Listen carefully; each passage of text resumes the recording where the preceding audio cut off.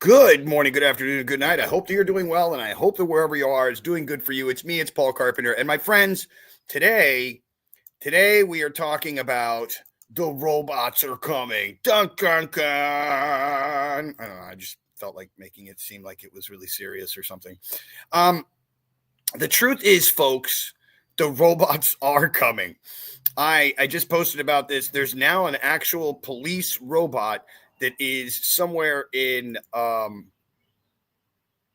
Philippines, I think, or maybe it was near Myanmar. I don't know. The point I'm trying to get at here is that the robots are coming, and they're coming to take your job. Oh yeah, oh yeah.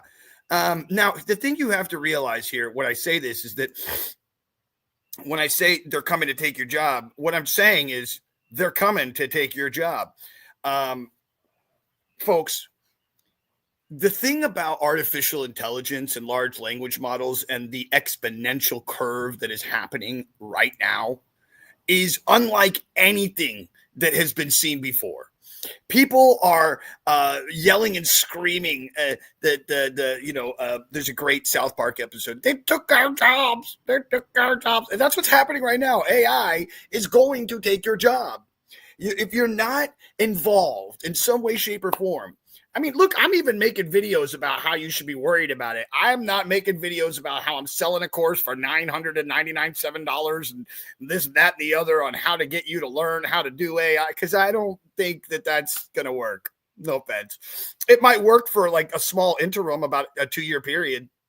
And sure, I could become a multimillionaire by telling people to join my course and pay $4 or $2 a week and act like Adrian. But I'm not. No, I'm not, because I'm silly, because I don't care about money. I know but you're like, Paul, but you're on LinkedIn and you're talking about businesses and things that people just don't understand when you say you're not really caring about the money. I don't care about the money. I'm probably going to end up broke and homeless on the street when the AI revolution happens. I mean, right now it's pretty bad, but that's not the point. I am here to warn you, my people. Oh, my people! I'm here to warn you about artificial intelligence, but not in the bad way of saying, hey, we're going towards a dystopian future and we can't do anything about it, which we are. But that's not what I'm doing. I'm just saying, hey, at the present moment right now, today, if you're not in artificial intelligence, if you're not learning about artificial intelligence, if you're not coding with artificial intelligence, if you're not using it in your business in some way, shape, or form, I could use the other finger of my thumb, but I'm not going to. If you're not doing something about artificial intelligence, then it's multiplying like a plant. That's what it's doing, folks. It eats everything. And as soon as artificial general intelligence comes around, it's over. Straight bing bang, pow pow, it's over. Like I've tried to be really nice about this and express to all the people in the world how AI is coming. But the people who are somewhat intelligent about it are then going out of their way to create a course for you to buy, for you to learn about AI, when all you have to do is go to YouTube and just type in, I want to learn about AI. Think. And lots of videos will pop up. Any video you want to learn. If you want to get more involved in any one subject, go to Facebook, and there are thousands of groups already on people who are, there's a great program. It's called N8N. Amazing. And there's a group that I'm in, and all of the people in that group share the thing that they've built for free. And you don't need to have some kind of major knowledge in your brain. They will literally give you the entire code that they made and just give it to you. Where you, the non-knowing human being, will go and pay thousands of dollars for something that somebody's giving away for free because you don't know where to go. This goes down to that whole piece of lead thing. Have you heard this story? It's a really good story. They take a piece of lead and they turn it into a shoe for a horse, and it's only worth like $20. They take that same piece of lead and they take it down to like a little needle, and then it's really expensive needle, and then they take that piece of lead and they make it into a spring, and that spring is super expensive. Okay. It's all about what you're using this information with. If you're not taking the time, and it doesn't seem like you are, if you're not taking the time to go around and figure out what AI is and what it does and how it helps and how it interacts with the world around you, you have to realize that there's so much that artificial intelligence and large language models are already a part of. Hold on, let me show you the ways. I'm just going to do a very simple screen share here of my entire thing because I don't care. And I'm going to show you this one program right here. It's called Perplexity. If you've not seen this, I use it all the time, but perplexity.ai, okay? Perplexity, Bing, okay? So we're just going to ask a simple question to Perplexity, okay? I just wanted to see if it was there. It is. Okay, good. We're going to ask a simple question. What is AI integrated with in the world today that most people are unaware of? That's it. Yeah, I can't spell. Unaware of. Okay, very simple. And I got to fix integrated because I don't know how to spell. Okay, what is AI integrated with in the world today that most people are unaware of? Let's go. Bam. And it's going to give me a list of everything, and it's going to be in today's, subjects. And you see, it gave me 28 sources. By the way, you can click on the sources here, and it'll say all the different things, all the different locations in which this AI grabbed this information for us to have this beautiful answer right here. So, smart devices and wearables use AI, navigation and transport, security and facial recognition, digital content and social media, e-commerce and online shopping, the less obvious, healthcare and safety, and finance and business operations. So, I mean, I don't know. Let's you know what? Let's go further. I want to go further. Please. So sad. Please give me another list of 20 more things and make it interesting. Make it cool and interesting facts. All right. I can't even spell interesting. Sheesh, what's wrong with me today? All right, here we go. Is it still going? No. Okay, good. We'll stop it. Okay, you know what? I don't like you, Perplexity. Hold on. I think it's my internet more than anything else. I am stealing it from the Wi-Fi gods. Here we go. Bink, let's go with 20 more interesting facts. Here we go. AI can compose music. AI is used in art restoration. Really? That one I didn't know. AI creates realistic deepfakes, detects emotions. AI-powered personalized education, which is actually a really cool one, by the way. There's a really cool school in Austin, Texas. It's called Alpha, and it was created by this beautiful woman. Her name's Mackenzie. $40,000 a year to go to her school, but the kids only take 2 hours of learning, and they're kicking butt. Why? Because they don't force the kid into a certain doctrine of the thing they are supposed to learn.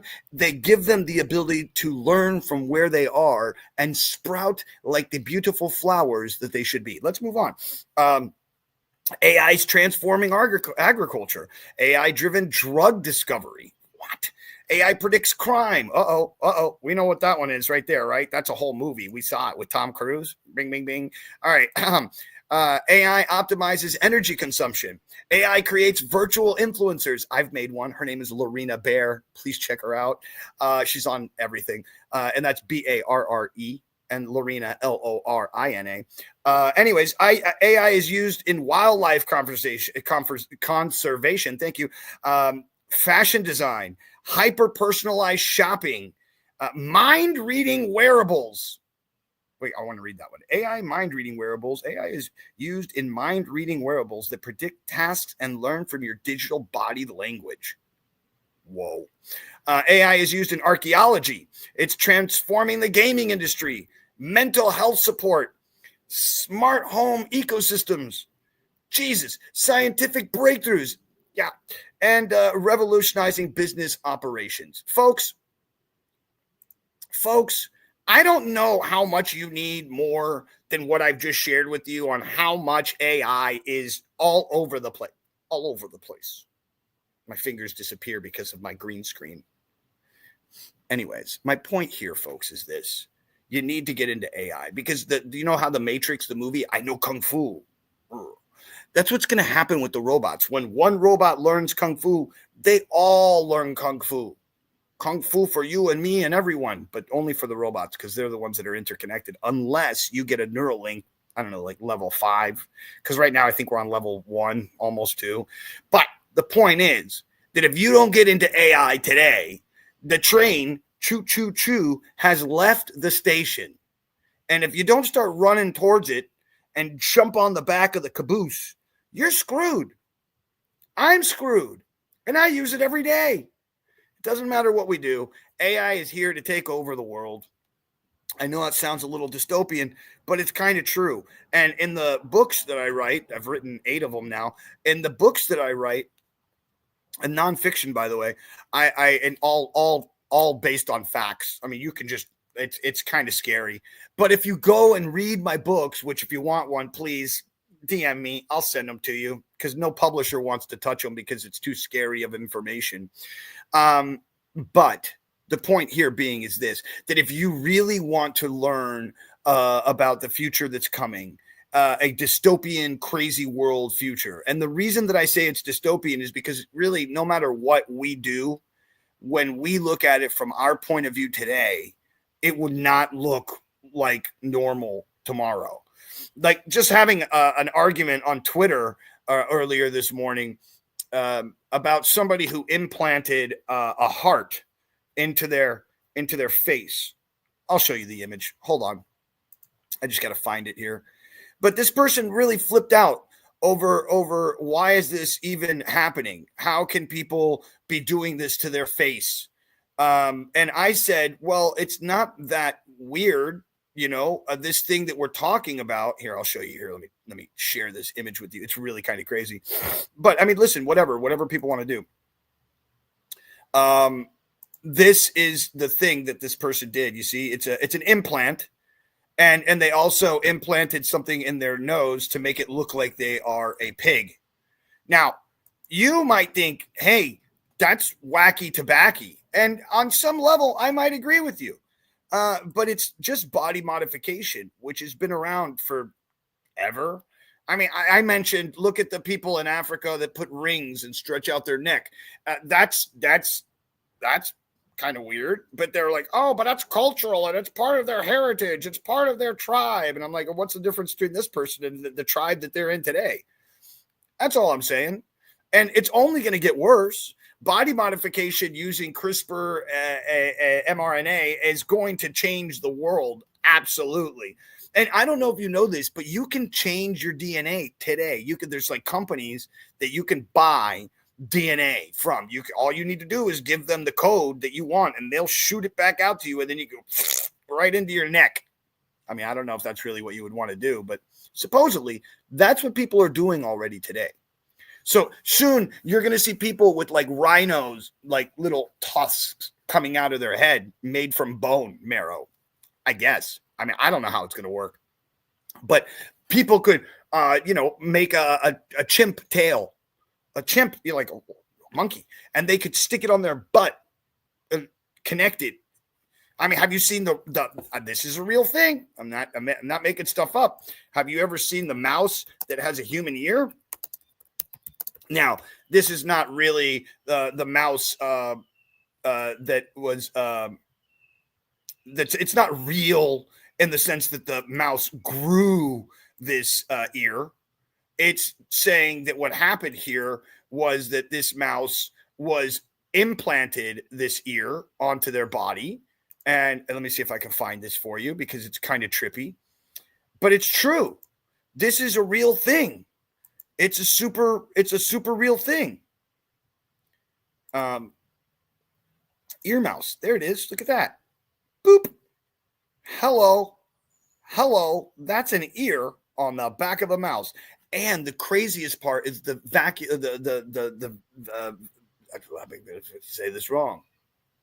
The blood lines, like the vacuolar system. I don't know if that's right. I don't want to be wrong here, but the actual blood that's running through that mouse is actually running through that ear. Now, the ear isn't working, but it's an ear on the back of somebody, on the back of a mouse. So what say you that you can't get, some kind of tail on your butt?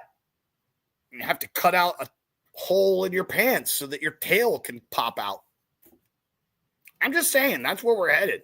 People don't believe me, but I see the future. I read it on the wall. It's written right there. Look, folks, get into AI, large language models. My friend, I got to show you this one. Let me go find it first. My friend, his name is Ty Shane. He was on my podcast recently, and Ty posted a video of a woman, and he's like, "This is AI," and you're like, "No," and it is, and it's a really beautiful video. That's the trippy part, right? Is that this is not fake. This is full on real stuff here. Here we go. Let me make it large screeny. Okay, here we go. Check this out, folks. This is intense. That's not it. Hold on. This is intense. This is a video of a woman that you would think is real. Here, let me play it from the beginning. Look at this. Look at the movement in the eye. Look at the sweat on this woman, the water. Like, what is going on? You can't tell what's real and what's fake anymore, is what I'm trying to get at. That's AI. Kling has destroyed the entire multimedia world, movie making. It's over. It's over in that respect. Udio, Suno are both places where you can make music, write your own lyrics, tell it what kind of music you want, and in less than 30 seconds, you have a 2-minute song that is your lyrics in the style that you want. Come on, mind blown. So for all of those people, I've had another argument with the gentleman on LinkedIn, and he's like, "I'm a plumber, and plumbers aren't going to lose their jobs." And I'm like, well, yeah, they are. Yeah, they are. Plumbers are going to lose their job. Roofers are going to lose their jobs. Anybody who has a job is going to lose their job, period. And then I just wrote an article about how UBI is about to take over. And you know how many people read it? Not that many. Not that many. And you want to know why? Because I've been shadow banned, 100% shadow banned. I want you to see this. Okay, this is kind of crazy. I believe that I've been shadow banned in many ways, but I'm going to show you. I have semi following. I don't have a big following. I have a semi following. But if you look at my following, look at this. Okay, watch. I'll show you this. This is crazy. Here on LinkedIn, I'm followed by 2,886 people. Do you know how many people are watching the video that I'm doing right now live? On none. Let's go to Facebook. On Facebook, if we go to my profile, let's go to my profile. And you look at my profile, I'm followed by, come on, Facebook, work. Oh, here we go. 7,000 people on. So, I mean, just off of this and this together, what is that? Almost 10,000 people, and nobody's watching. Not one person is watching. I can tell how many people are watching because I'm using Steamyard. Oh, wait, I lie. One person is watching. And who that person is? Probably me, because I just turned on my page on Facebook. And so it's probably just showing that I'm watching myself. Yeah. So out of 10,000 people, the only person who's watching me is me.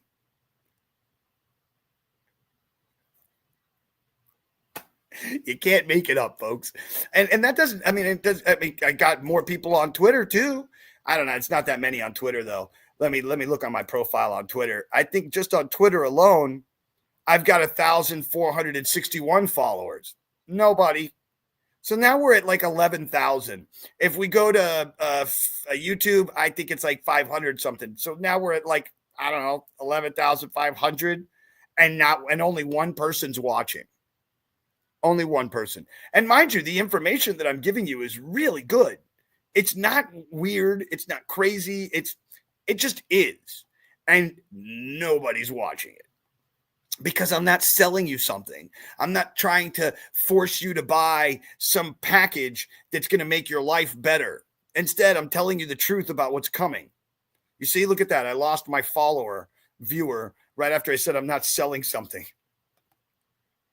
Because you're in a world that thinks that you need to be famous or rich to be listened to.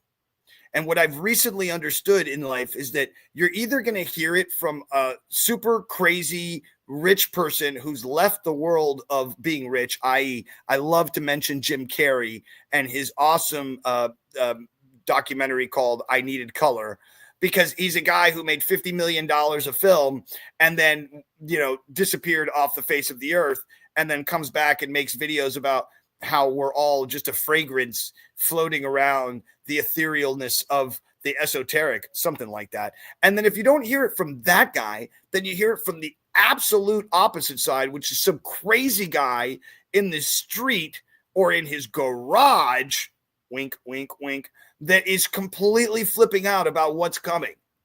Those are the only two people you're going to hear it from.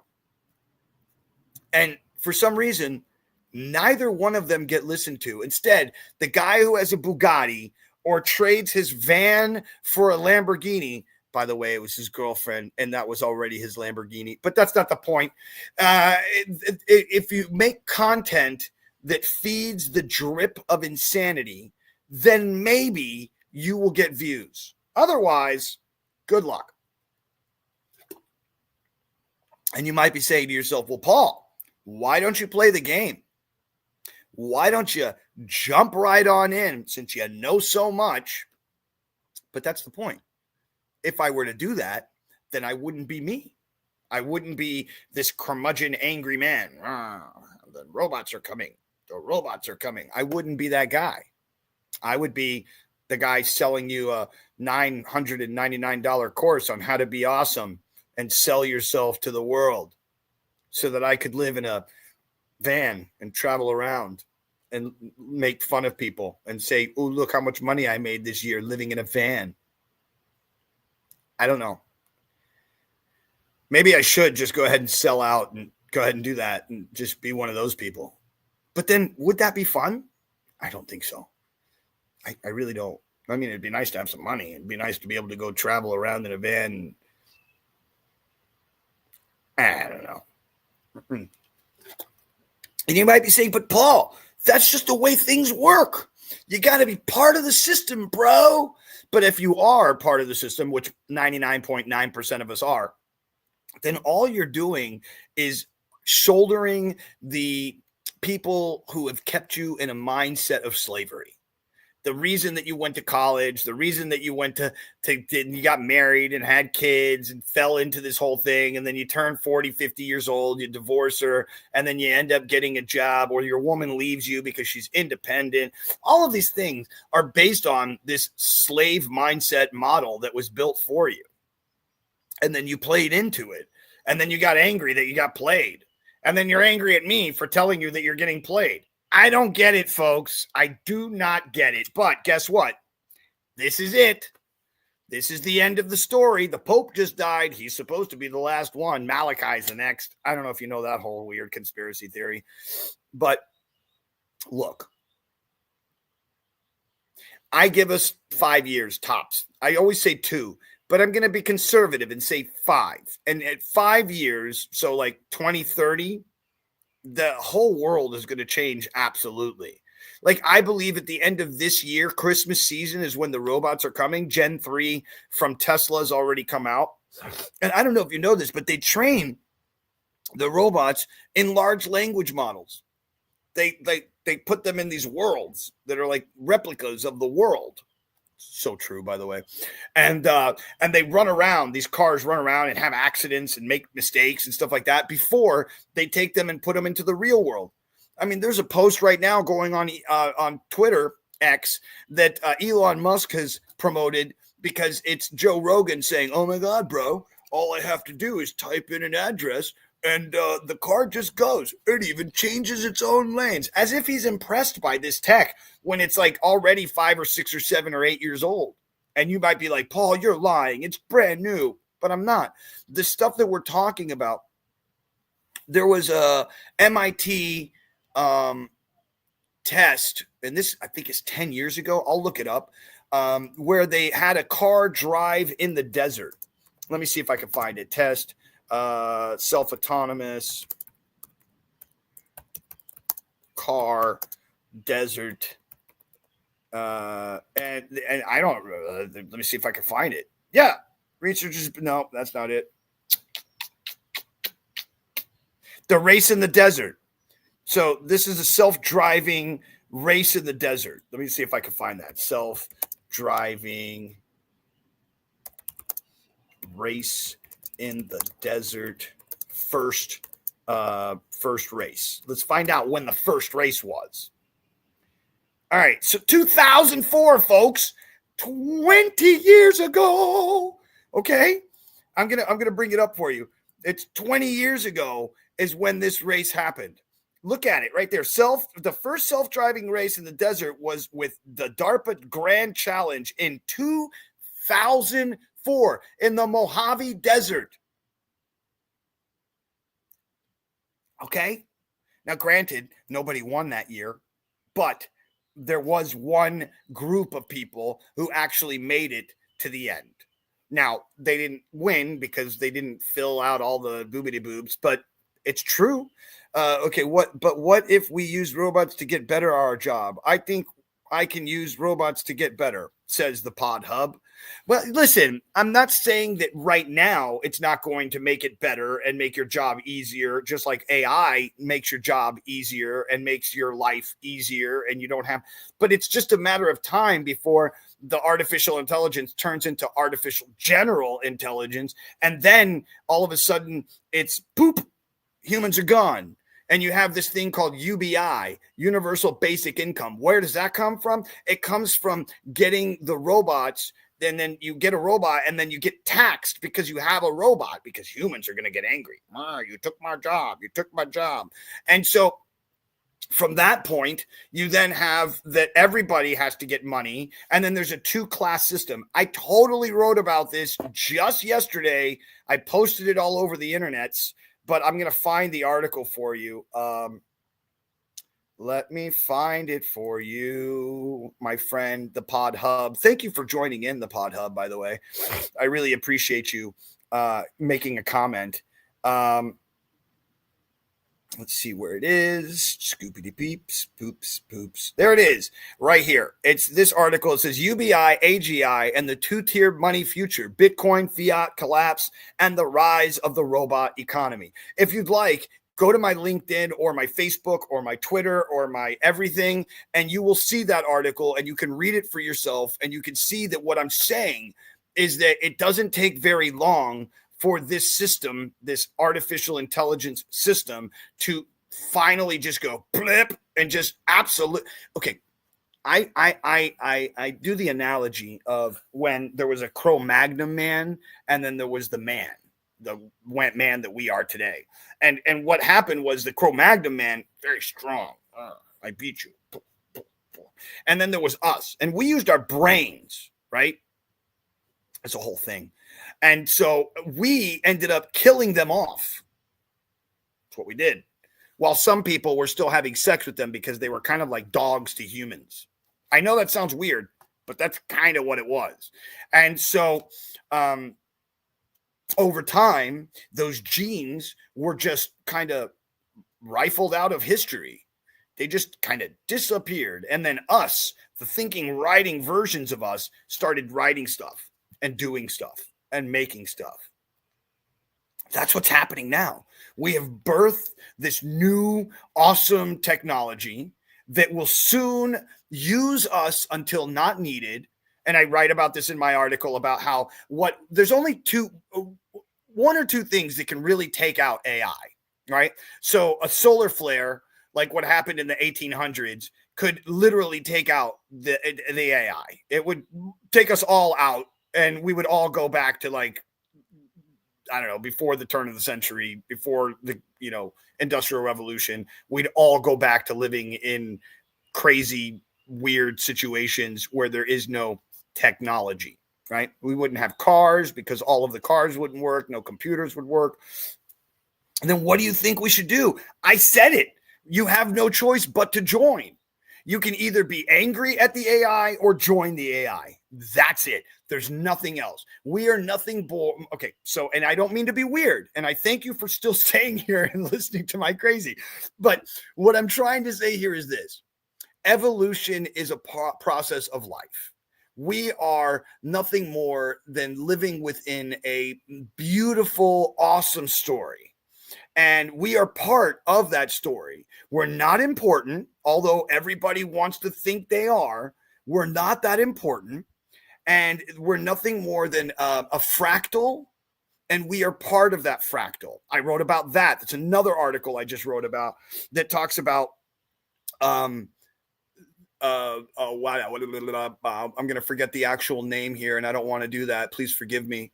Nonetheless, there's this beautiful concept within this fractal concept, and it's a never-ending story. The never-ending story, and we're part of that never-ending story. We are an amazing piece of that journey.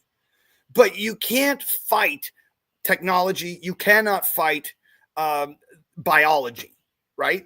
They walk hand in hand. They are the 2 feet of evolution. I just wrote a massively dope book about that. And the title of the book is called, and I'm bringing it up now, is called At the Crossroads of Technology and Biology. And it really gets into some really heavy kind of ideology here about what it is we are, what it is that tech is, and what it is that biology is. So on some weird level, technology is the esoteric, the things that we cannot see today that we think are science fiction, but they end up becoming, right? And then the other side is the biological side of things, which is hard. It's feel it. You know what I mean? Get it? And so the two have walked hand in hand from the beginning. And as we have wielded some form of technology or another, we get to this place where we keep moving forward and forward and forward until there's this massive convergence. And I talk about this in my 6 prior books.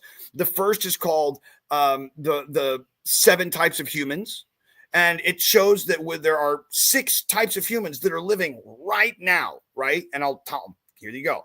The indigenous, those who are like you and me who use computers, those who are genetically modified, those who are technologically modified, i.e. somebody with the Neuralink, those who are the ones who are controlled by AI, i.e. the credit score system that's happening in China, and then also the last, which is the oligarchical or the technocrats who have enough money to actually do something about changing themselves or trying to live longer. And there's a guy who's doing that now who uses his own son's blood to look younger, and he's like 50, but he looks like he's 30.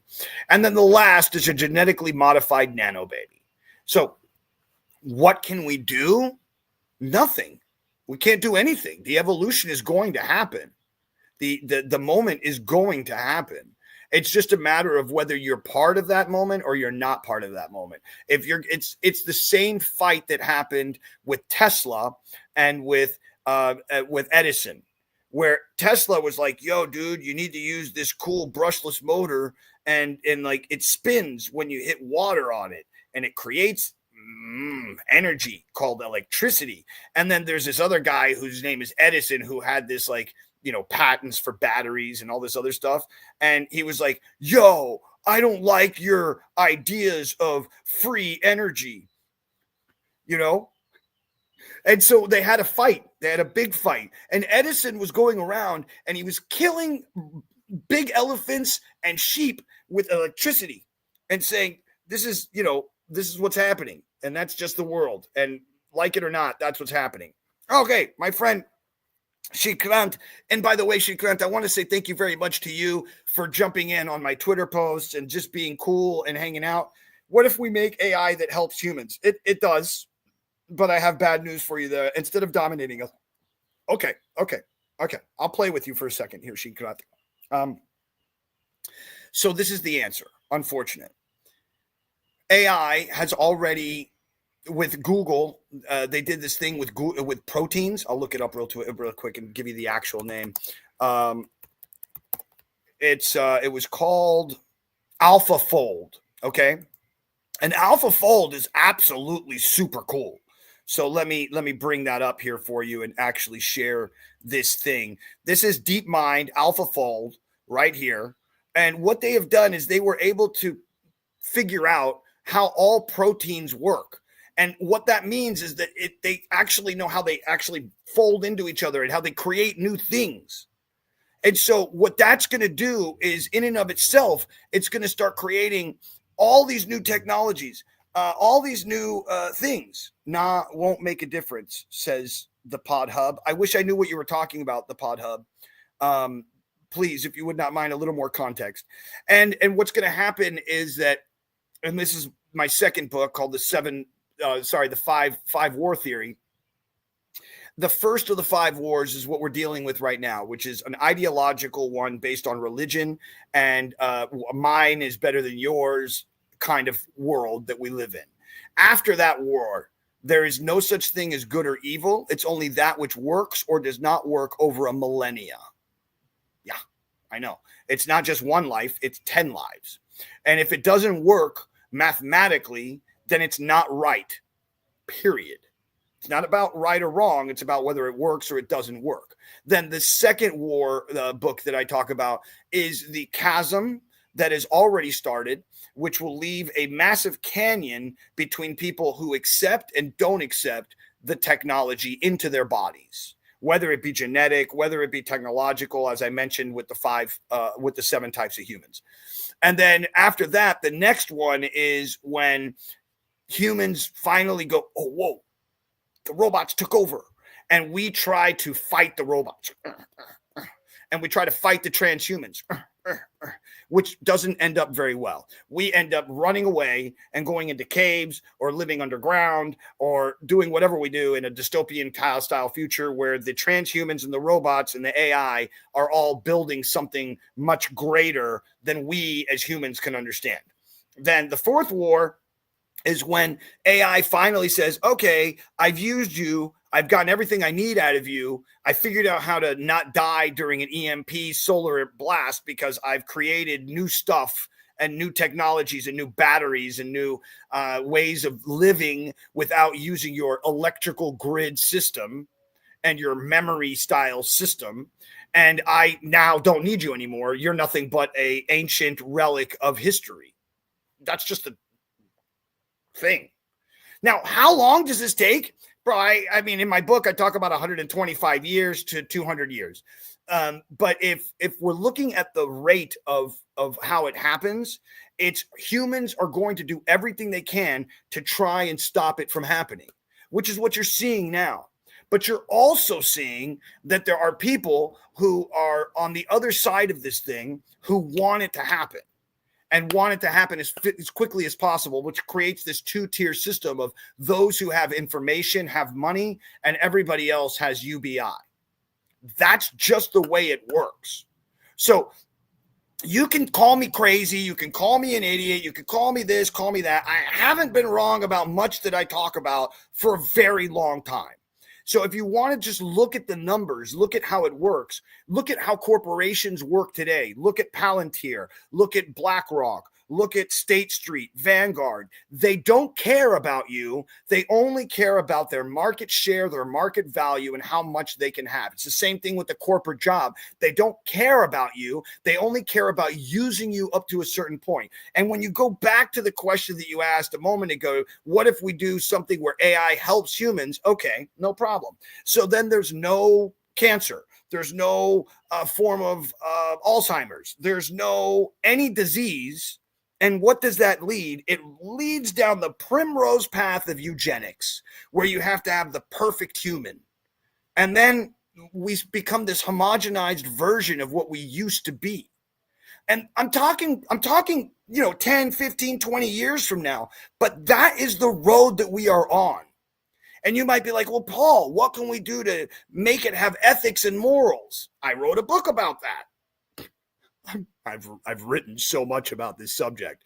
So there is not much that we can do, because what happens is that large language models, artificial intelligence, artificial general intelligence will only come to a place of understanding the information that we have learned up to this point. So even if it downloads and understands all the esoteric ideology, the Gnostic religions, the Abrahamic religions, all of it, and it also ingests everything that we've ever done, all the wars that we've been part of, look at Genghis Khan, look at the Christian world takeover that happened because of Spain, all of it, it will understand one of two things. One, we're really dumb and we haven't learned much in 5,000 years. And two, the way to control man is emotion, because man is an emotional machine. That's how we do things. That's how we learn things. That's how we create things. See? So, I mean, that's how, and I'm not trying to be angry. I'm not trying to be weird. I'm not trying to be hurtful. I'm not trying to be, the sky is falling. The sky. That's not what I'm doing. I'm just showing you what it is for what it is. That's it. And I'm not angry. I'm upset, unfortunately, at what I like to call the gatekeepers. And I say, stop gatekeeping AI. This is a democratized thing. But that's the same thing I said about the internet in 1990. Before MySpace and Yahoo and all these other things, there were Merc rooms. It was called Merc. That was internet relay chat rooms. That's what they were, right? And they were ways of sending and sharing information. That's what LimeWire was about. It was about sending and having information. Everybody gets free, but they don't want you to have free, which is why you're in the system that you're in today. They don't want you to live for free. They want to throw away the food. Do you know how much food is thrown away in the United States every single day? I'm talking dumpsters and dumpsters and dumpsters of food. Go watch Mr. Beast.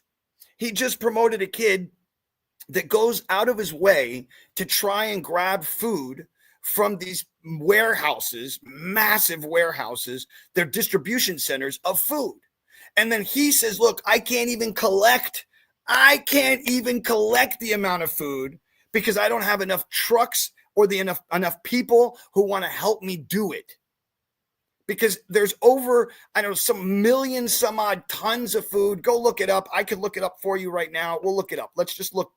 We're just going to go to Perplexity again and just ask, okay? Because I want you to see this. I don't want you to think I'm some crazy guy who doesn't know what he's talking about. I study this all day long because I don't have a job. I am somehow or another been blessed to not have to work for a living, and this is my work. Okay, so how much food? Oh, let me share with you because I don't want you to think I'm doing something else. What are you saying would take some really big servers and data to make AI that smart? Well, so I thank you, PodHub, for staying. I love you, and Shikrant, I love you for saying what you're saying about me. It's not me, man. It's just a life that was misused. That's all. The PodHub. Let me try to get to your answer here. So we haven't even gotten into quantum. Like once we get into quantum, that's almost when it's over, right? So we're now just dealing with Moore's law, which was beaten out years ago, on the size of processors and how small they would get and all that happening. So that's already happened. So, because, and I can look that one up for you. Let me share my screen so I can share and you can see what I'm seeing and you can understand what I'm saying. So first of all, let's go here and say how much food is thrown away in the United States yearly. Okay. And it's just some ridiculous amount of numbers. Okay. Like really stupid numbers here. The United States throws away a staggering amount of food each year, estimated to be nearly 60 million tons or 100 billion pounds, 120 billion pounds annually. Annually. And this, I mean, geez, folks. That, you know how many people could be fed? Do you know how many people could be fed? But you know what? There's a weird thing that happens here is that when the homeless actually get food from restaurants or from a supermarket or this, that, or the other, they sue the company when they get sick. So then laws were put in place so that those companies who want to do good things can't do good things because the people sue. I mean, now let's get into the other question about what was it? It was quantum and space, because that's what your question is like, how much space would it take for something to become this artificial general intelligence? Now, I don't know if you know this, but right now we're creating biological memory machines, like literally brain. This is crazy stuff, but watch this. And I don't know if I'm sharing, so let me share again. Oh, I am. Okay. So brain matter memory as a machine for data, something like that. I don't know, something like that. But yeah, there's this whole thing. Yeah, it's crazy. See, look at this. Neural mechanisms as data storage systems. Synaptic, plastic, or dynamic memory encoding, distributed and multi-domain representation, machine learning, and neuro-inspired models. Now, granted, those are three different things, but what it is saying is that right now we are working on creating brain matter that can hold memory so that we're using our own neural synapses to capture data. So you asked the question, what are you saying would take some really big servers and data to make AI that smart? Yes and no, but there's $500 billion that are coming to Texas just for that alone. Let me bring that one up. So $500 billion AI systems in Texas. That's 500. That's 5,000. I didn't mean to write that, but based on investment up to 500 billion over 4 years, starting with 100 billion initially. Location: the first data center is under construction in Albene, Texas, operated by Oracle. Ding, ding, ding, ding. Additional sites are being evaluated nationwide. Scope focuses on AI infrastructure, including data centers, chips, and energy systems, aiming to secure U.S. leadership in AI and create hundreds of thousands of jobs. So that right there tells you where it is. We are going out of our way to try and make this thing. Oh, I didn't. It wasn't added to stage. Please forgive me. Let me show you really quickly. I can show you this, but here it is. From Perplexity. This means it's in the news now, by the way. Perplexity is connected straight to the internet, and whatever you post like yesterday or even 12 hours ago pops up into Perplexity. It's very cool. ChatGPT now has that, but you have to pay for it. But this is the free version of stuff. So anyways, yeah. So it's a real thing. They're already doing it. And it's look, it's OpenAI, Oracle, SoftBank, NVIDIA, and others are all jumping on the Texas bandwagon. And you might ask yourself, well, why Texas? Well, first of all, Texas is the only country within the whole 50 states that could literally succeed from the entire country and still survive. It has everything that it needs in its own state to be able to take care of itself. It's the only state in all of the United States that can do that. And that's why Texas. Also, if you want to get into conspiracy theories, there was a beautiful man a long time ago. His name was Edgar Cayce, and he created something called the Edgar Cayce map. I don't know if you've seen this, but I'll bring it to stage. And I'll just look up Edgar Cayce map. Okay. And this is supposedly a map that he was fed to in his brain when he was under a spell. He used to go into this meditational space, and this is what he said the future of the world would look like. I'm trying to open this one up right here just so you can see it. And this is why, see, look at that. There's no California, no Nevada, no Utah, Colorado, go boo-boo. And the only thing that's really right around here hanging out still, Texas. And if you want to get really weird, you look up U.S. Navy future map. And this is not me. This is what the U.S. Navy, and here it is. The U.S. Navy says that the map of the world will look like in the future. And I'm trying to bring this one up for you. Holy crap. This one and this one look the same to me. They look the same to me. So what I'm saying here, folks, is that look at the world. Look at the books that have been written. Look at Prince by Machiavelli. Create the problem, fix the problem, you become the king. That is exactly what AI will do to us. So can you do anything about it today? Not really.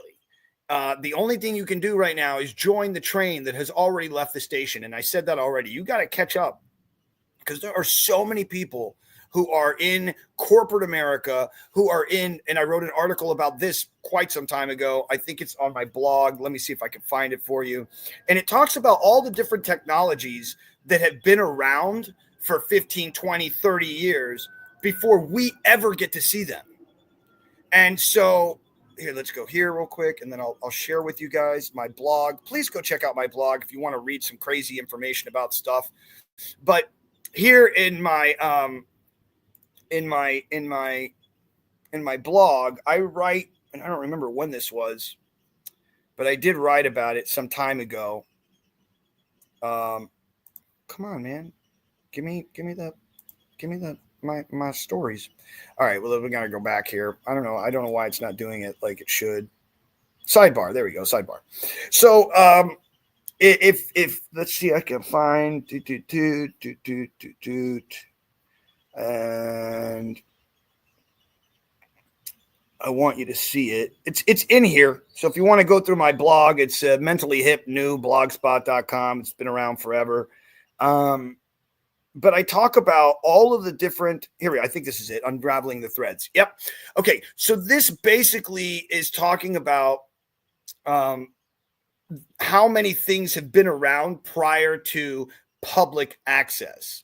So the internet, GPS, stealth technology, artificial intelligence, drones, all of those things have been around 15 to 45 years before we, the public, ever get to touch it.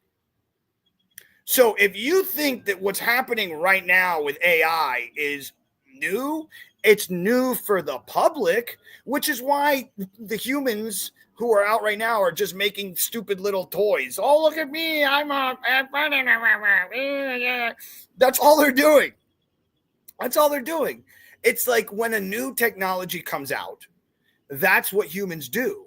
They end up showing off the stupidity of the thing, so that why is it that all technologies first go to porn?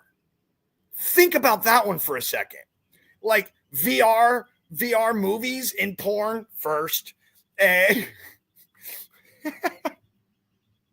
There's like so many things that are pushed into the negative space of humanity first before it becomes the like everyday object that we all use. And another reason is this. There's this idea in sociology that states that whenever something comes out, it's pushed into the norm, i.e., to the regular people, and then they wait for the pushback. And it's sort of kind of like a rubber band that you can't move either way 3 degrees or 3 degrees in this way before there's a pushback. So if you push this far, it gets pushed back. If you get this far, it gets pushed back. And there's like a normalized layer that you can kind of push the needle, but it takes time. It takes generation and generation and generation to happen. So let me explain. But porn's free, dude, so they can't get anything out of it. That's a joke, right? Because there's things called advertising. Even if you go to, let's say, I don't know, Pornhub or XNXXXX or whatever the freak website you want to watch porn, there's ton of people who don't know about these porn sites. There's tons of people who will pay for an exclusive service to the porn sites there. And if you say porn's free, please let me add to stage and let's go to Perplexity again and look it up. And maybe that was a joke. But let's just find out. Okay. Simple question. How much does the porn industry make per year? Well, I didn't do it right. Hold on. Well, it got me the answer. U.S. estimates 13 to $15 billion, commonly cited figures for advocacy. No, that's advocacy. I don't want that. Global estimations are $56 to $100 billion for the porn industry. I want to ask the question again. So let's do that again. And let's just start up a new thread. All right, and I'll write it correctly. How much does the porn industry make per year? Okay, prawn. And if you don't know that joke, it's a lot of people used to put prawn as their folder when they were younger in the older days. How much does the porn industry make per year? The porn industry annual revenue estimates vary widely. Okay, fine, no problem. But global estimates range from 56 billion to 100 billion annually. Oh my God. It's free though, right?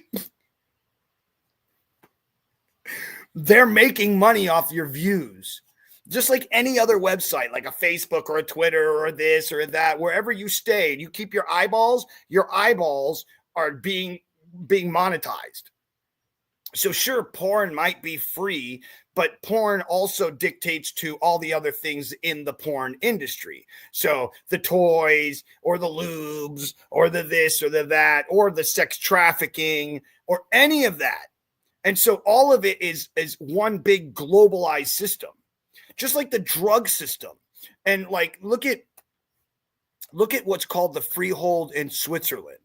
So there are billionaires that go out of their way to buy art, a Picasso for $60 million, and then they put it in the freehold in Switzerland, which is a place where taxes do not have to be paid, and then they leave it there and wait 5 to 10 years, and then all of a sudden that piece of art goes from $60 million to $80 million. And that's a really good investment on an ROI. If you're looking for like return on investment, wow. Okay.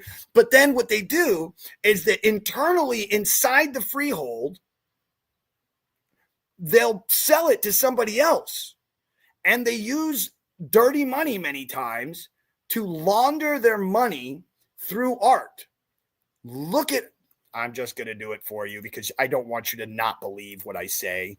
So let's go back to Perplexity and just ask the simple question. Very simple question. Do drug cartels use the art system to launder their money? Just that. That's all we're not even talking about like all the other, all the other crazy things that are in this world.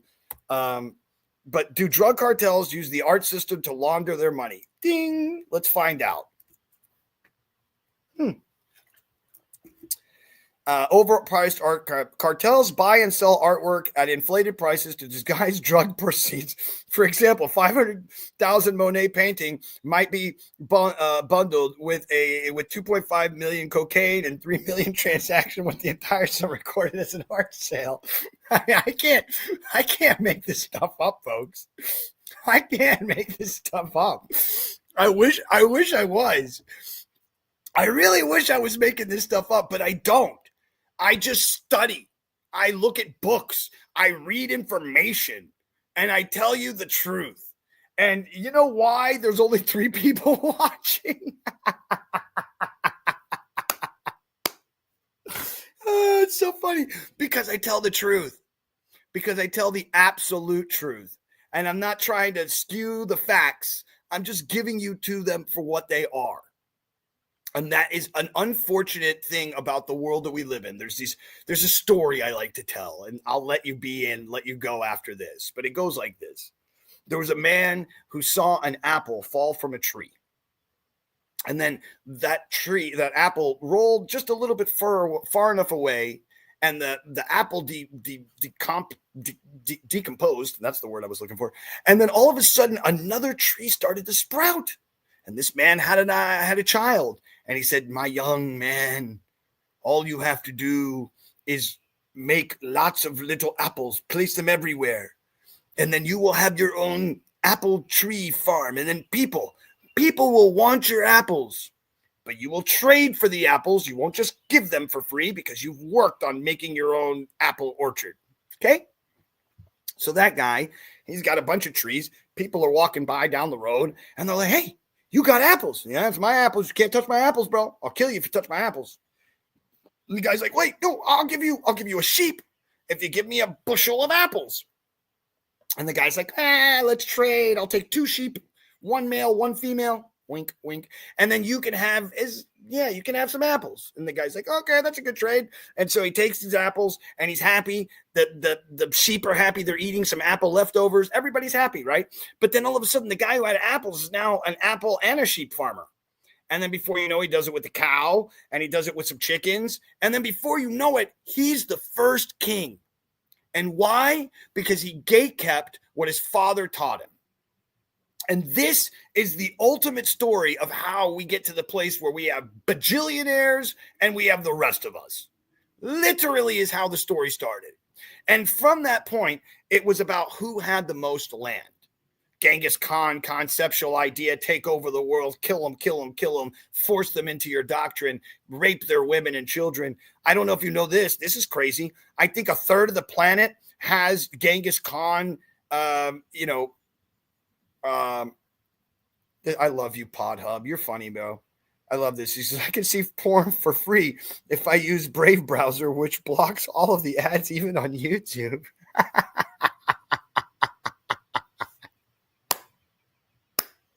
All right, so let's get back to this point I was trying to make about Genghis Khan. So let me bring it back up here.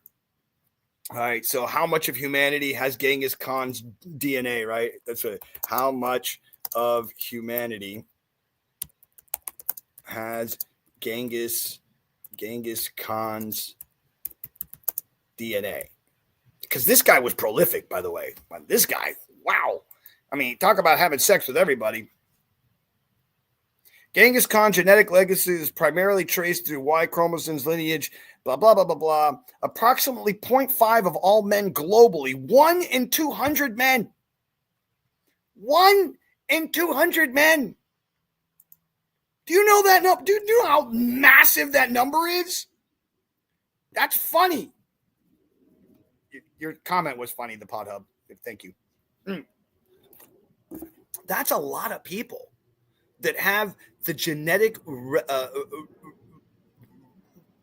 leftovers of, I was going to say resonance, of Genghis Khan. 1 in 200 people. So every 200 people you meet, Genghis Khan. Okay, so back to the story of this gatekeeping concept, okay? First, it was about who had the most land. And the most land meant you had to have the next part was who had the biggest weapon, who had the most powerful way to keep taking away land from other people, whether that was a psychological trip or whether that was a straight up gun or a cannon or a bomb. And then the next one, which is the one that we're living in right now, is who has the most information, who has the most data points. And you can see this with Palantir, Facebook, Twitter, richest, ding, ding, ding, ding, ding, across the board. Follow the money, honey, always. And if you see that what's really happening now is that the war machine still running, totally still running, but it's no longer based on the machinery. I mean, look at the Ukrainian war. I mean, they're fighting with drones. They're not even like on the, I mean, they're on the field. Don't get me wrong. There's people on the field. But that whole concept of people on the field will end very soon. I just posted about this other thing. I'll add it again. Hold on. You can see here where I talk about there's a new robot that was just placed on the streets where it's a robot made of, look at this right here. Thailand unveils an AI robot cop. Like, it's not, this isn't like tomorrow. That's happening right now, equipped with 360 smart cameras, facial recognition, and weapon detection. This futuristic officer can spot suspects, track threats, and keep crowds safe in real time. Okay? So if we're doing robots today that are going to be like, please stop walking across the street. And they don't even sound like that anymore. Like, we already have like talking robots that are awesome, like AI LLMs that you can have conversations with that are somewhat real. It feels kind of real. I mean, you can tell it's not, but it feels kind of real. There was a article I just listened to on NPR, and they literally have a system now for elderly people to go on vacations with their AI buddy, and they get to take pictures in these places with their AI buddy. And it's a way of keeping elderly people in the connection of what we need as a human race, because we are a race of people who definitely need to have connection. We just need it because it's how we grow. It's how we build. And the truth is, we are nothing but machines, genetically operating machines that are working off of TGCA, right? So like a code of some sort. And then inside of our brains, we have neural processes which create electricity. And then we have these chemicals which then go off. And then we have these things called emotions. That's how it works. And so we're nothing more than a machine. And I talked about this earlier in this idea of this never-ending cyclical pattern of just being part of the thing that we are part of. And we're starting to come to that realization more and more and more and more. And the more that AI comes, the more that mirror will be slapped into our face. And it's a scary mirror to look at when you realize that you're nothing more than a rose in a garden bush. That's all we are. You're not any more or less important than a bee or the phytoplankton or anything else. We're all meant to be here. We're all meant to be having the story. We're all meant to be involved in this thing in one way, shape, or another, whether it's this guy being like, or the next guy who's selling you a $999 package, or the homeless guy on the street, or we're all meant to have a story here. So that's the beautiful part of this whole thing.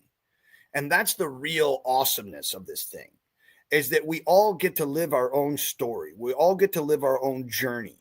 And we all get to somehow or another interact within the beauty of this weird, gooey stuff that is life. And that's the exciting part of this whole thing, that there is this beautiful part of this thing that you shouldn't be scared of, and that you should be willing to be part of, and that you should be willing to share your ideas, your thoughts, your modus operandi with the world, because that's what makes us beautiful. And that's what is this thing called life in the end. It's not about being rich. It's not about the materialism. It's about, like, look at Hunter S. Thompson. Look at Kierkegaard. Look at, I don't know, any of the great artists in the past. They were awesome because they were awesome. They didn't care about your feelings towards them. They just were. Look at Salvador Dali. Like, my friend and I were having an argument. I was like, art sucks today. It really does, by the way. And it's based on the freehold concept and how, money was put into the whole thing. And they care more about Banana on a Wall. Although, by the way, Banana on the Wall was created by a phenomenal artist. And I'm going to bring up his name again because I just forgot it.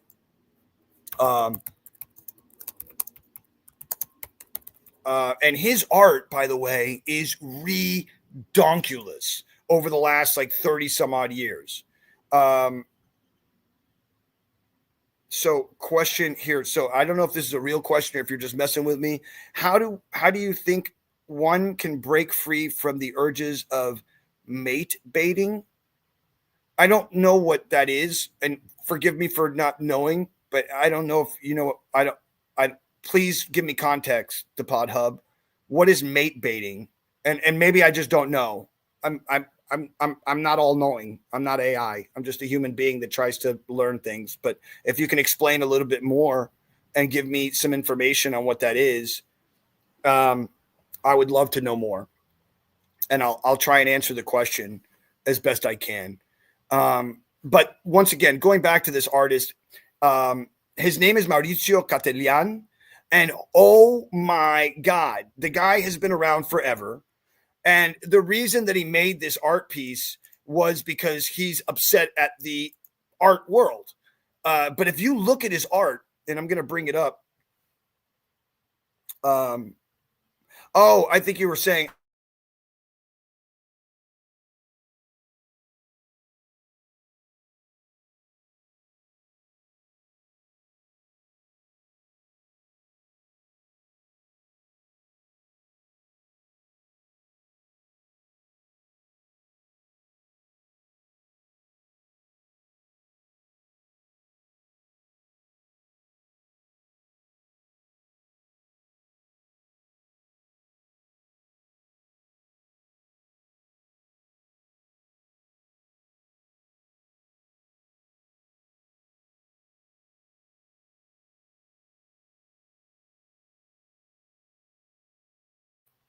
Oh, there we are. We're back. You should look up his. Yeah, I got it. How do you do the whole jerking off thing? I get it. So if you're asking me honestly,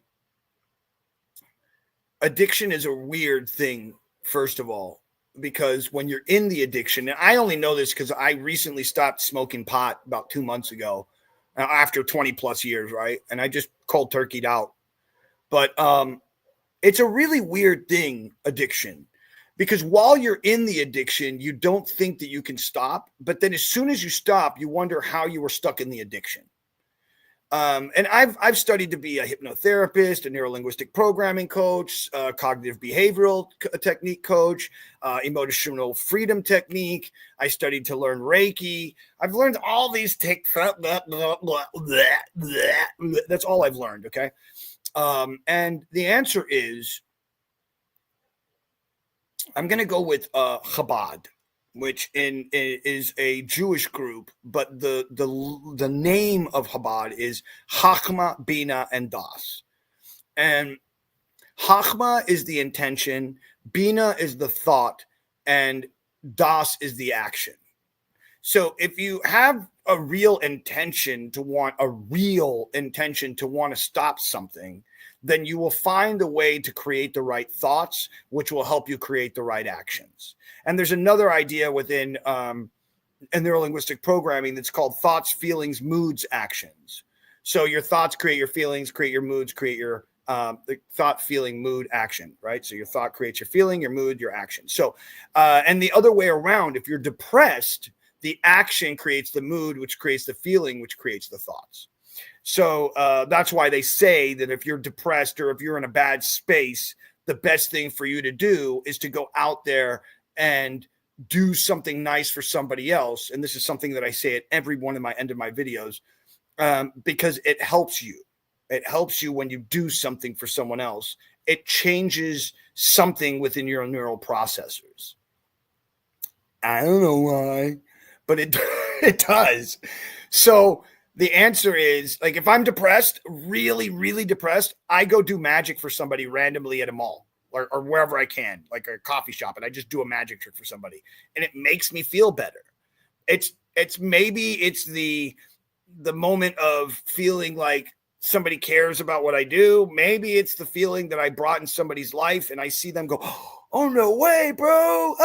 Or whatever it is, there's some kind of spark that happens for me with magic that makes me feel better. And then I start to do. Another thing is making videos like this and actually having, where is it? All right, give it to me. Give me my finger. Having 5 people watching. And we mentioned this is like 11,000 followers all over and only 5. That's hilarious. Anyways, but the point is that the fact that people watch, the fact that people listen, and the fact that there's people asking real questions makes me feel like it's not all a waste. Even though I really believe that all of this is just a dream of sorts that we wake up from. You know, after doing as much ayahuasca as I did in Israel, I spent 3 months in Israel every weekend doing ayahuasca. So I did 12 ceremonies.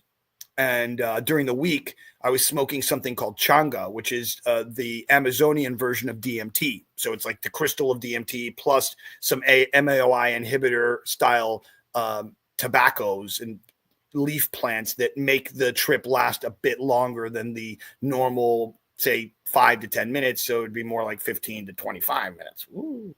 But during that 3-month period, when I went through that whole thing, I really was disconnected from this thing that we call reality.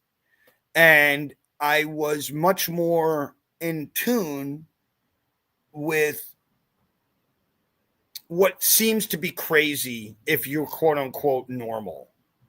And that's why you get who I am today. This I've always been that, right? But it's a much more kind of coalesced version of that thing that used to be. Also, I'm older. I'm 48 years old. So now I don't feel the same style of hormones that I felt before, because my hormones are obviously dropping. My T count's probably much lower than it was when I was younger. And that makes a massive difference. So I guess the answer for you is meditation, read books. There's this great idea within psychology that if you start watching content that is people who are not doing it anymore, red pill yourself, that helps. It really does. So if you start, like when I first started quitting pot a couple months ago, I went to NA and MA meetings because I felt like I needed it at the time. And just hearing the stories and hearing the thing made me realize, oh, well, A, I'm not by myself, and B, other people go through the same thing, and C, I'm just a human and I need to live. I don't know if that's good or bad or what.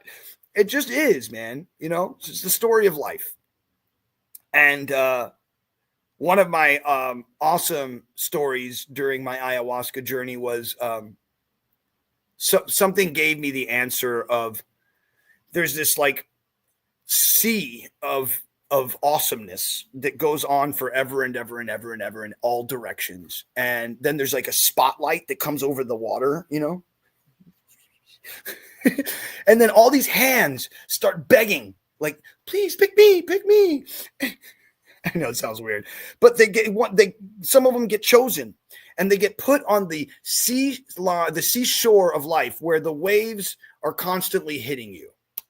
And there's four types of people: the people who are constantly being hit by the waves and complaining about the waves of life. The second type of people who are sitting on the seashore, like just the beach, and they're making sandcastles and showing off their awesome sandcastle art to everybody else, i.e. the Bugattis and the mansions and all that stuff. And then the third type of people go, okay, and they just dip out and they go towards the forest. And when they get to the forest, it's dark and it's muggy and it's weird. There's animals everywhere and you don't know what's going on. But they bring back wood to those who are at the sea, at the beach at night, and ignite a fire. And that fire is supposed to be a representation of esoteric or unknown knowledge to those who are just building sandcastles. They're these shamans who went into the darkness, ate a bunch of ayahuasca, and then came back and they were like, hey, this is not right. Whatever they say or however they say it. And then the fourth kind of person is the person who finds a piece of wood on the side of the, ocean, and they grab it and they start to play with it and they cut it down and they make it into a surfboard, and they get on the waves and they ride the Kali Yuga. Yuga, or Kali being the goddess of death, and Yuga being a wave. So riding the wave of death, because there is nothing else we can do. At least that's what some people believe. And so those are the four representations of what you can be in your life. Another way of looking at it is that we're all like a crystal, and we have like a quartz crystal within ourselves. And dependent upon the radio station that you tune to, you end up being that version. Like I'm like rapper Paul, or I'm like, rock and roll Paul, or I'm classical Paul. Hold on. Hello, kind of Paul, or I'm NPR Paul, because that's what I listen to. That's the resounding chamber that I hold into my life. And I go, that makes me feel comfortable. So I stay here. And so it's all about what you're tuning yourself to. And also like what you want to try and be in this existence. I personally have always said I'm an artist of life, and I'm all over the place. There's nothing you can hold me into. I play music, I make art, I make crazy videos on the internet, I have weird ideas about AI, I blah, blah, blah, blah, blah, blah, blah, blah, right? So that's just me. And that's what I've tuned myself to the whole entire radio station. Woo, I want them all. And there's no reason that you shouldn't do that. It's this world that puts you into a box that tells you that you should stay in this box. If you're a doctor and you went to school for 10 years, then you should be a doctor. You see what I'm saying? And it's not real. That's not real. That's the Babylon world of the same things we were talking about a little while ago, which are those who are the gatekeepers that keep the information for themselves and make you join a secret society like the Freemasons or whatever Masons, or the this or that's the Illuminatis of the world. That's how they hold you into their resounding chamber, their radio station that you've chosen to be in. All of that's coming to an end. Look at .gov. They just posted, this is crazy, by the way. They just posted a whole thing on how COVID was actually made in Wuhan, China. So for all of those conspiracy theorists like me, who said that it was made in a lab, that the United States paid for it, that we were part of some kind of weird cultural massive world shift, ding, ding, ding, ding, ding. We were right. You guys were wrong. Sorry. Nobody likes to be right, by the way. And those who are assholes. Like, I told you so. I fucking told you so. Now, let's get back to the Pod Hub. I really want to get rid of that thing. I hate it. I get it. I don't like drinking tons of coffee and smoking massive amounts of cigarettes per day, bro. I get it. And I think in 5 more days, I have placed a calendar mark to say that this is when I'm going to stop using cigarettes. So there's going to be like 3, 4, 5 days in absolute hell that I'm probably going to have to go through to get through that what looks like now to me a mountain will soon be nothing more than an anthill in my life. And it's the same for you, my friend. If you have some kind of addiction that you're stressed about or something that you're hurting about, it only seems like a mountain today because you're trying to climb up the sheer side of it instead of walking around and taking the slow path to the top. And I hope that made sense, because when you're on the sheer side of things and you're trying, there's nothing to cling on to. It's just like a cat trying to climb a wall that has no surface. You know, you're not a gecko, so you don't have the little that you could use, right? And if you are, then dude, do it. But you're not, because you're complaining about it. So you're obviously not a gecko. No offense if you like geckos, but that's not what I'm getting at. You know what I'm saying? You just got to find a different way around the mountain that you're looking at right now. And then once you climb that mountain, you realize, oh, that wasn't a mountain. That was an anthill. And I made myself mentally into an ant, thinking that the anthill was bigger than it actually was. That's what's going to happen when you actually start the process. But you have to start the process. So you have to start the spot in yourself where you come with the intention of saying enough is enough. I made a choice, and that choice is the thought, and then the action is the actual revelation of the intention and thought. But you have to get to that place. But if you don't get to that place and you find yourself in the addictional circle where it's, and this is usually what happens to me, so I'm sure it's somewhat the same for you. I will be doom scrolling. This is me doom scrolling. And then I will see a picture of a hot chick, not naked, but sexy. And then I find myself in her sexy pictures on Instagram or on Facebook or whatever. And then I say to myself, oh, she's sexy. I wonder what real sexy hot chicks look like when they're naked. Boom, I'm on a porn site. 5 minutes later, I'm going through every single porn style that I like, usually gangbang. Don't get mad at me. It's my weirdness. And then I go to that point and I go, oh, that's the one I want to fuck because I wish I could fuck something that hot. I don't know. I've had a lot of women in my life, like 200 plus. So I've had all kinds, big, small, skinny, fat, good looking, skinny, not skinny, rich, not rich, poor, not poor. I've had them all. And then I find myself jerking off, and then I find myself feeling bad right after the moment. And that's a real big thing with an addiction. Addiction will do that to you. And also that addiction will take you down pathways and situations that you would have never really gone through unless that addiction was there. And I mean that by like going to like these weird porn video places and jerking off with a guy. Oh, that's what people do. Or being with a transgender or transvestite because you're so wanting to have the human touch in your life that you're willing to do anything to feel that human touch. You're willing to pay somebody $200 for a massage with a happy ending because you don't want to be the one doing it to yourself anymore. Okay. I hear you, bro. I hear you loud and clear. I have dealt with addiction my entire life. So I know it, and I've done those things that I've mentioned in my own existence. Am I proud of it? No. Do I feel good about it? No. But it happened. So why not be honest about it so that maybe you might not have to deal with that pain in your life later on? That's cool with me. You know what I'm saying? Anybody who gets worried about like how people will view them while they're alive, dude, this thing that I'm filming, that I've been here for an hour and 28 minutes filming, will cease to exist in 1,000 years unless the AI catches it. And even then, what? 1,000 years from now, people are going to know that I played with myself? Ooh.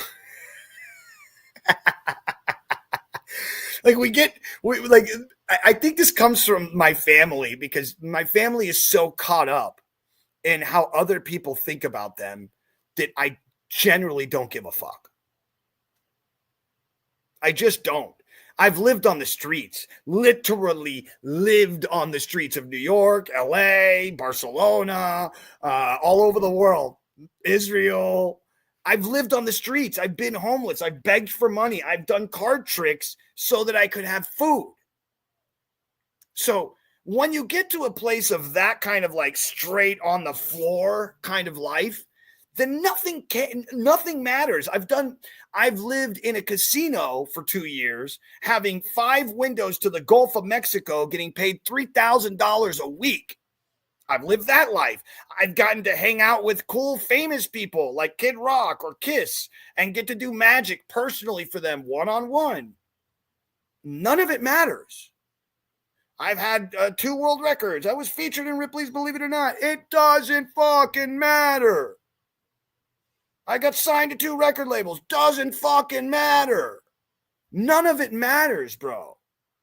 The only thing that makes it matter, and this is the real kicker here, is did you do something along the way that inspired somebody else to have their own spark of divinity inside of them that made them go, oh, I can?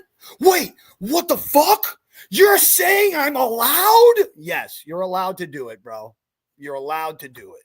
That's the real power. That's the real gift. That's what Jesus talked about, Gandhi talked about, Mahatma Gandhi talked about, freaking MLK talked about, Buddha talks about. That's the real gift. And that's what every single one of the people, Think and Grow Rich, How to Win Friends and Influence People, the story of Rich Dad, Poor Dad, it's saying, yeah, dude, go do. Go do. Don't just sit at home crying about how you don't have. You know what? I'm going to show you. I want you to see it. Because I want you to see it. Hold on. I want you to see it, dude. I want you to see it. Like, that's where I'm at right now. Okay? I'm in a garage. It's not real. I don't have a really cool house behind me. It's a freaking, look at even the green screen's crappy. I don't know what I'm literally in a garage, man. It's not about what you do. It's how you make them feel. That's the real kicker. It's not about what you do. It's how you make them feel. It's not about being interesting. It's about being interested. And the more that you can be interested in other people, and this is the same thing that Tony Robbins teaches, this is the same thing that any of the great gurus are going to tell you. And by the way, every single one of them repackage everybody else's crap. All of them do it. Even Tony Robbins admits to it, by the way. But that's not the point. The point here is that the thing that we're here to do is inspire one another. That's why artists of great art are the ones that we go, oh, look at how awesome he is. He made me feel so pretty. That's what's happening. There's something that strikes a chord on the guitar strings of your heart. And then you go, oh, vibration. It's a vibration. We are in a cyclical story here, kids. And that cyclical story is about vibration. It's about numbers. It's about sacred geometry. And we are the sacred geometry. We are the numbers. We are the vibration. And the more that we can share that idea, share, love, give, grow. I've been saying it for years. One love, because there's only one thing, and we are part of the one thing. That is the truth of the story. No matter how much somebody wants to lie to you, no matter how much somebody tells you it's about being rich or having a Bugatti or this or that, or the pictures that they show you or the fake tits that they put on or whatever. It's all bullshit. It's all bullshit. The only thing that really is powerful, even those who become, and this is that great line that says, all power corrupts, inevitably or something. I don't even know the quote. All power corrupts. I don't even know. I'm gonna have to look it up now. But the idea is that all power corrupts humans because we are emotional beings. We are a corruptible, fallible thing. Which is why religions really hold down on that concept. You're a bad person from birth. Your sin is the sin. And then this thing took that sin away from you. No, dude, we take the sin away from ourselves. Now, we need something out there to have us live and have heartbeats and have thoughts and connect to some kind of thing that's above us. We have to have that, because otherwise we wouldn't be alive. We're not this just self-autonomous thing for those who are like atheists, and they're like, there's no such thing, and it all just came to be from nothing. How? I asked that question. How did it come from nothing? Where does nothing come from? And if you don't believe that there's nothing, then you're going to nothing, and nothing is something. So something is nothing, and nothing. So how did you get to the something that's nothing? I'm just asking questions. You cannot be atheist. If you are, you're just angry at being put into this thing that you chose to be. Help me, pick me. The thing that you begged to be in. And then your life or moments in your life sucked, and then you got angry. That's the truth. Because once you do ayahuasca, once you do some kind of psychedelic in your life, and you realize that you are just to the whole, then you go, oh my God, where have I been? What have I been thinking? How did I get to this place where I was this egotistical human being that thought that I was cooler than everybody else? You got beat up, dude. You got beat up. That's it. Somebody, so they say, what's the line? Damaged people hurt, what is it? Like damaged people hurt damaged people or something like that. So basically the people who are damaged are the ones that keep damaging. And that's that whole gatekeeping story. That's what this is. It's people who have kept being hurt by other hurt people.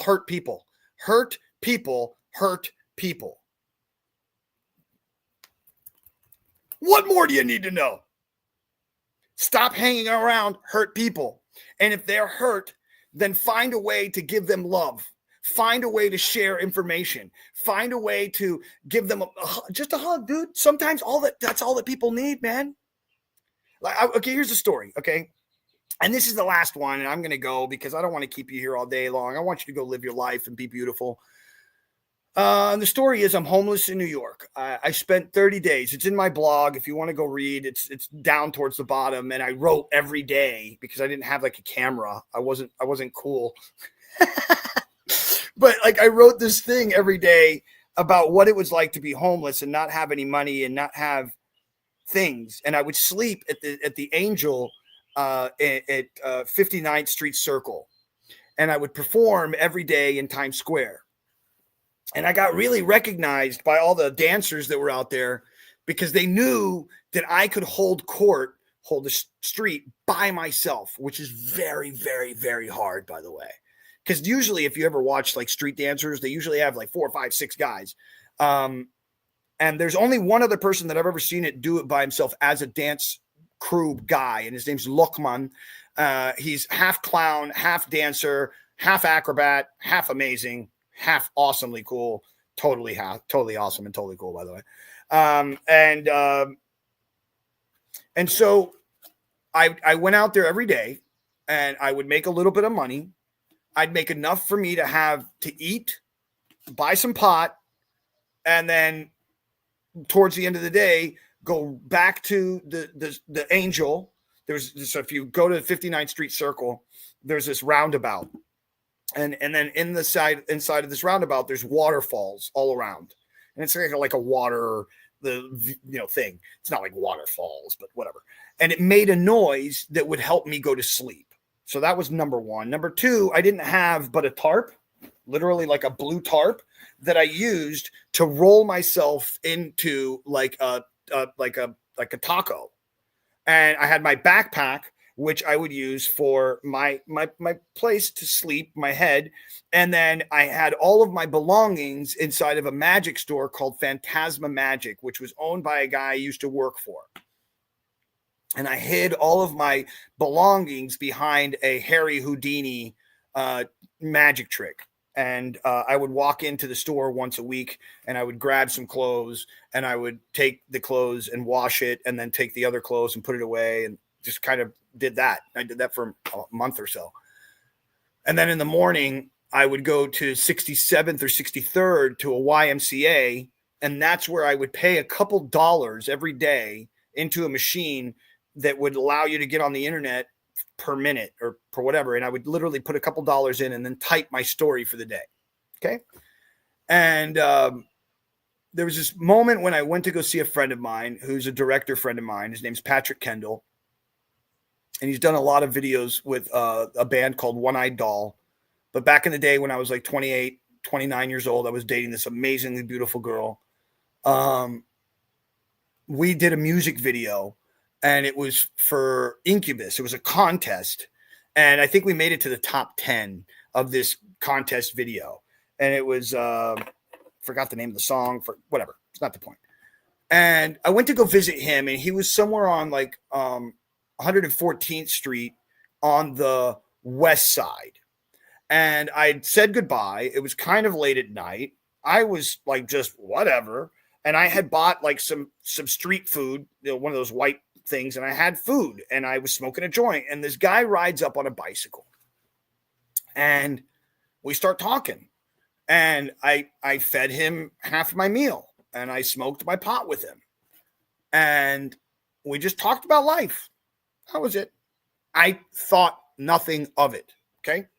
7 years later, I'm back in New York again, and I'm on a date with this girl that I met on Tinder, who, by the way, was absolutely gorgeous. And she looks a lot like President Trump's daughter. What's her name?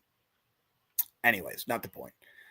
And so I'm going to this date, and I'm walking down the street, and I'm using Google Maps. Now, if you know anything about Google Maps, when you're in the city of New York, it gets all weirded out because of the streets and how they're things, and GPS can't catch your thing, whatever. So I'm walking down the street, and I realize, I went the wrong way. I turn around. I go down this other street. I come back, and I go back to the same street that I had just been on seconds ago, and some guy yells my name at me. Yo, you're Paul Carpenter. And I'm like, what the fuck? Okay, this is weird. I've never had this weird fame moment thing happen to me, right? I've never been famous. And so, and he says to me, you're Paul Carpenter. And I'm like, yeah, dude. Okay. You're tripping me out, bro. And he goes, wait, no. You're a magician. I go, okay. You know who I am. What's up, bro?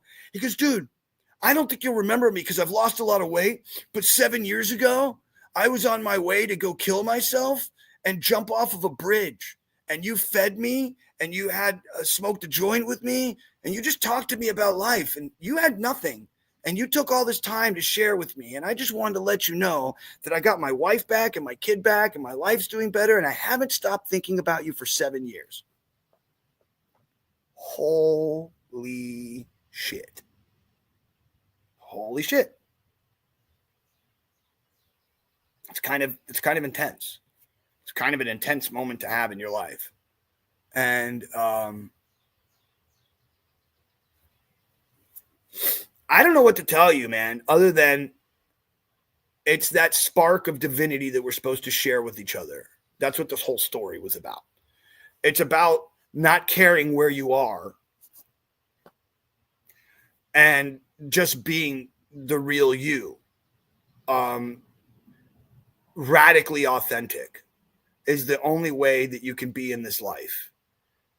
Like a Salvador Dali, like a Picasso, like a Kurt Cobain, like a whoever you want to put up into that little category for yourself that shows you somebody who's radically authentic. They don't care about what you think. They don't care about what you say. They just are who they are. And the more that you can learn to tune yourself to your radical authenticity, the more you are going to live a life that is meaningful in the long run, The idea is to leave an indelible mark on the psyche of humanity. And if you're doing that and that alone, then nothing else matters. Look at Jesus. Didn't have money. Gandhi died dead, shot, pow, pow. MLK, pow, pow. JFK, pow, pow. They all kill him. Look at Tesla.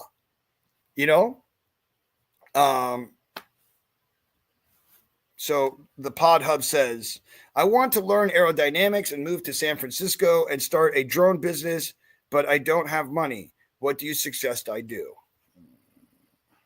I think I had somebody talk to me about this recently, and I think that might be you.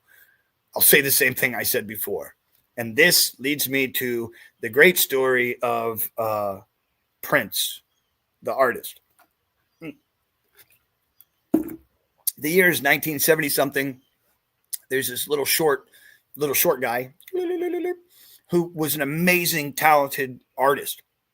Could play the guitar, could play the keyboards, could play every instrument. And he had a friend of his where he had a studio. And he asked his friend, he's like, yo, man, how much does it cost to record like an album? And the guy's like, well, it's like $30,000. He's like, good God. Wow. Whoo, wow. That's too expensive.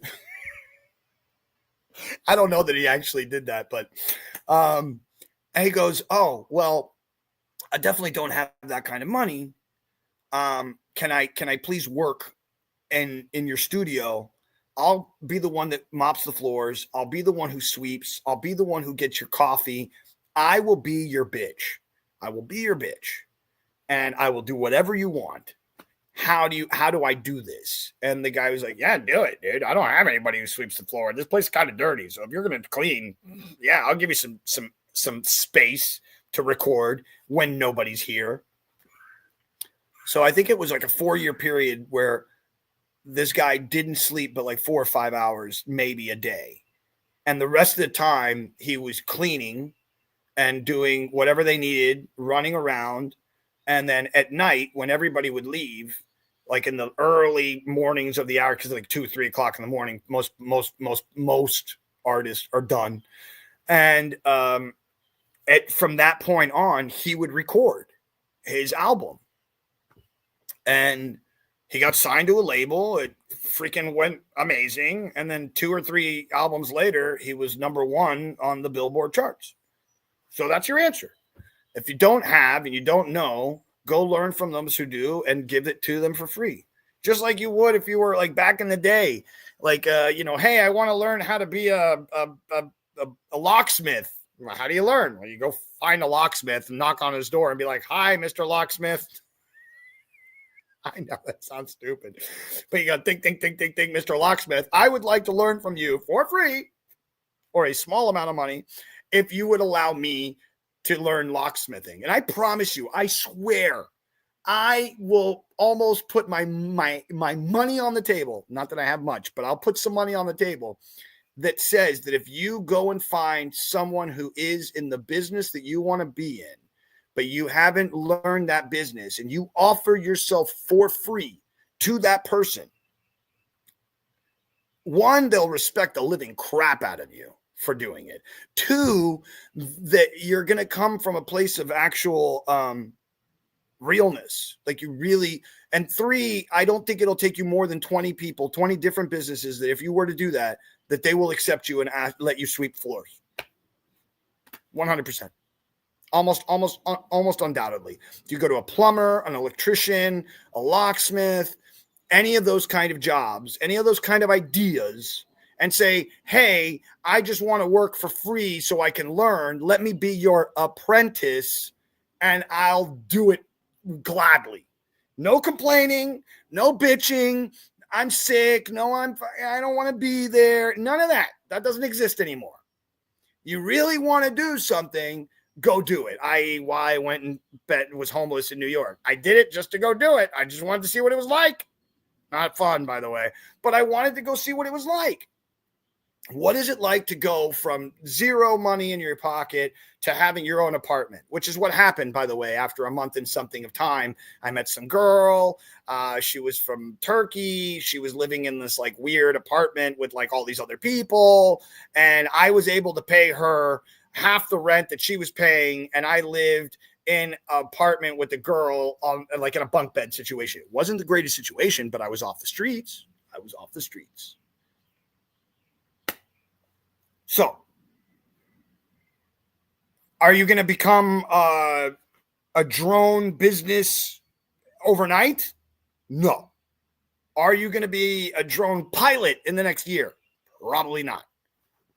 Are you going to find a company that's making drones and they are willing to have you sweep the floor and maybe listen to you, maybe, more than likely. But it's up to you to actually do the thing. You have to do the thing.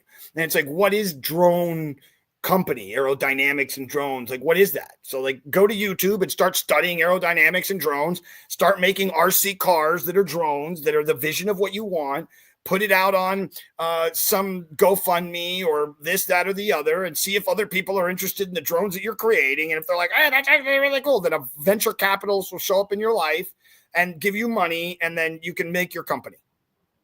I mean, look at the story of Uber. Guy comes to the United States with $600 in his pocket. That's it.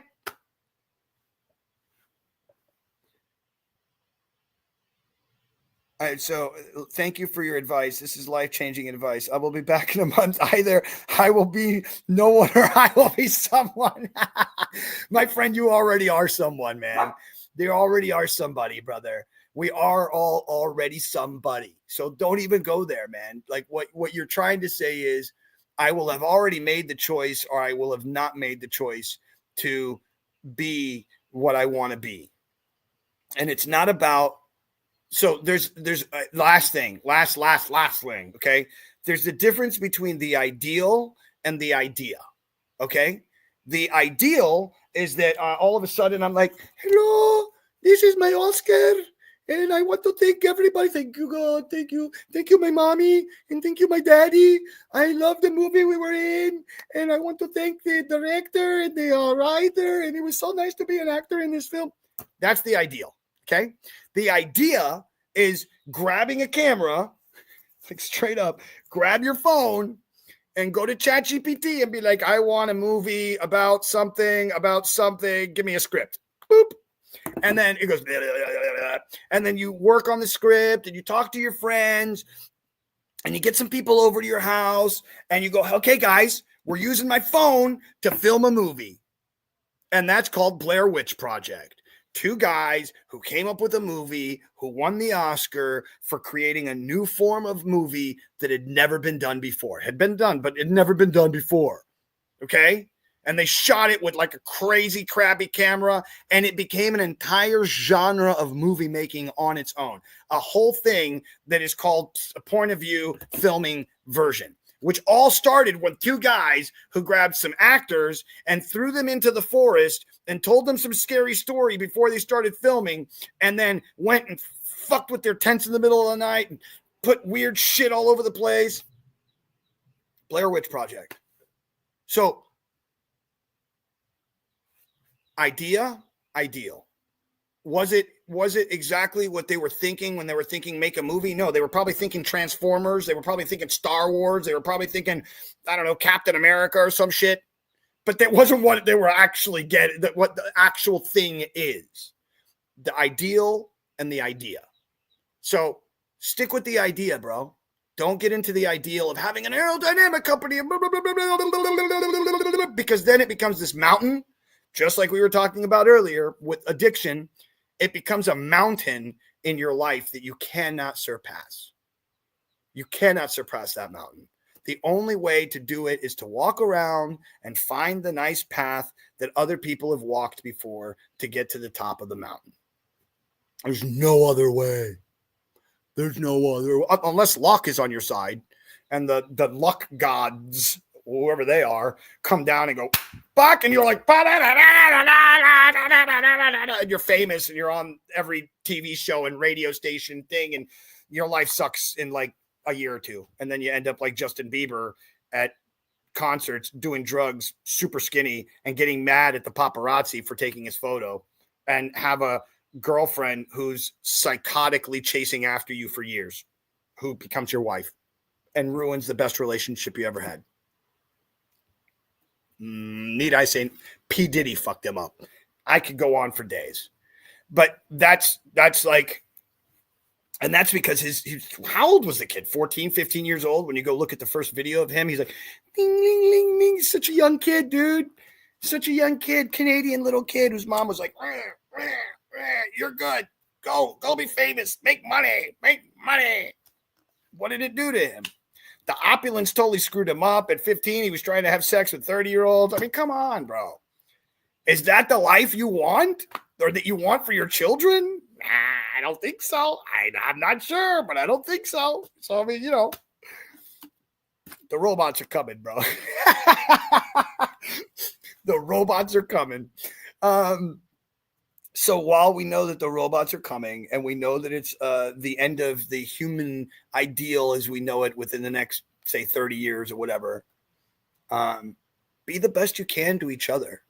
And with that, I will end and say, my friends, please go out into the world, do something nice for somebody else. And if you can't do something nice for yourself, it does start with you. Number 2, don't get caught up in all the crazy things that are in this world, because if you do, then you end up crazy, and this is not good.